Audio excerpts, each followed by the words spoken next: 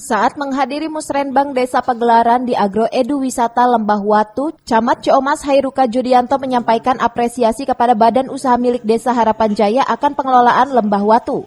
Pasalnya, lahan eks galian pasir dan banyaknya batu-batuan yang besar yang diduga bekas letusan Gunung Salak pada ratusan tahun lalu menjadi daya tarik tersendiri saat penataan kawasan tersebut. Lahan seluas 1,8 hektar ini aset milik Pemkab Bogor dan dipinjam pakaikan oleh Desa Pagelaran.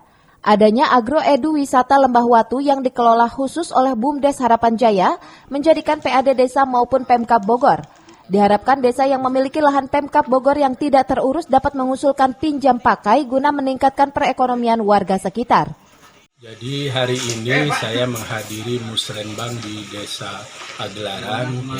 Ya. Kebetulan tempat pelaksanaannya adalah di tempat wisata BUMDes Lembah Watu. Ya. Nah, ini salah satu untuk meningkatkan daya tarik wisata. Ya.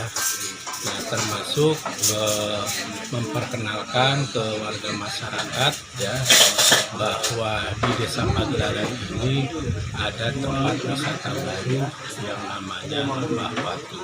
Ya. Sesuai namanya, Lembah Watu ini banyak sekali batu-batu yang berukuran mulai yang kecil-kecil sampai yang besar-besar.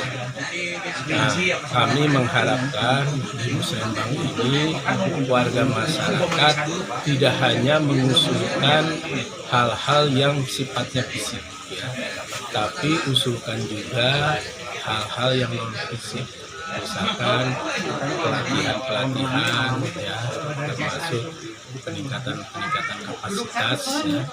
Nah, ini sangat bagus sekali. Ya. Tujuannya agar hasil-hasil pembangunan di Desa Pagelaran ini bisa lebih meningkat dan dirasakan oleh segenap masyarakat. Dari Ciomas, Kabupaten Bogor, Iman Abdurrahman melaporkan.